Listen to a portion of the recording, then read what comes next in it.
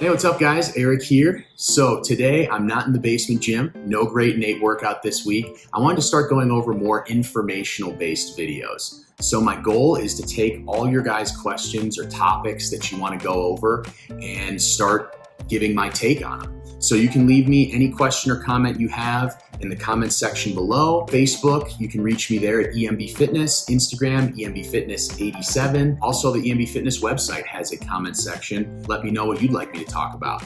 So today's topic is, can you burn fat without doing cardio? First, I want to touch on my love-hate relationship with cardio. So back when I was losing weight, I used to do 90 minutes on the recumbent bike, and I absolutely hated it. It totally sucked. And that's what I thought cardio was. You know, and I think that's the case with a lot of people. They kind of think of cardio as the boring monostructural grind to burn calories. You know, so whether it's the treadmill or the recumbent bike or the elliptical, it's all the same. You're doing the same movement over and over for 30, 45, 60 minutes. And it gets pretty old. Now, there are other forms of cardio. You could swim, you could run outside. I personally love bike riding, and that's the type of cardio where you don't even really think about how long you're doing it because you actually enjoy it.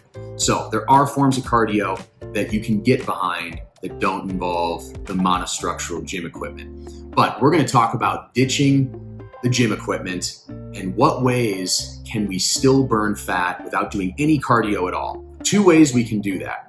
When we are trying to burn fat, have exercise and diet that we can adjust in order to burn fat. The main goal and the only variable that we really need to keep in mind to burn fat at all is, are we in a caloric deficit? That variable is the key. And we can get into a caloric deficit by either increasing our exercise or dialing in the diet. If we decrease the exercise, what we have to do is increase our focus on the diet.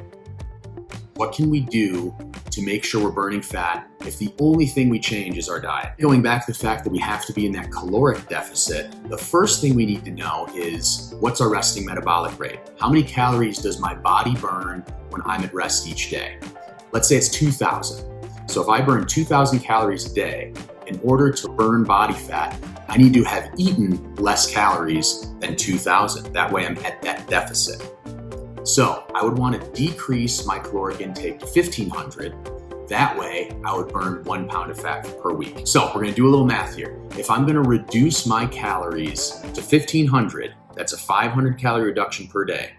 By 7 days, I'll be at 3,500 net loss, and that equals 1 pound of fat. And that's healthy weight loss. So when you're making these adjustments, you don't want to go below 1,200. At that point, you would want to consult your physician to make sure that you are losing weight in a healthy manner, because you can't have too little calories. How do we determine RMR? It's really easy nowadays. Just go to the App Store, do a quick Google search. There's a lot of websites and apps that'll calculate that for you, and it's going to give you an estimate of how many calories you burn in a day. All right, so let's say you don't want to change your diet at all. Well, the only other option besides cardio is weight training.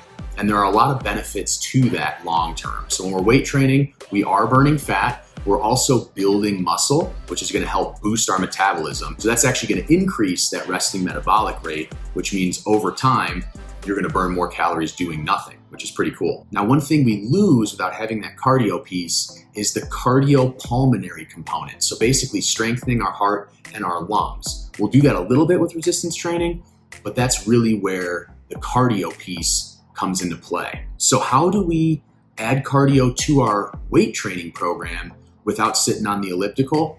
Well, the way I do it is I will kind of sneak in cardio in between sets. So for example, let's say I'm doing a bench press.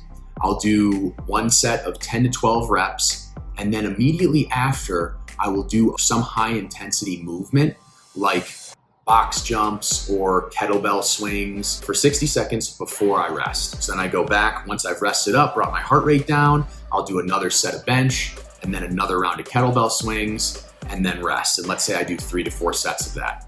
That way you're sneaking that cardio burst in between sets and it doesn't feel so much like cardio. If you're doing 60 seconds of cardio and it's something more high intensity like jump rope, plyometrics, any sort of cardio-based movement you want to do, it's not going to have that monotonous effect that makes you hate cardio. So there you go. 2 quick tips to help you find ways to avoid cardio if that's something that you totally don't want to do. It's nice to know that we can definitely burn fat without doing any cardio. So leave me a comment down below. Let me know what you'd like me to go over next. And until then, take care, and I'll see you next time.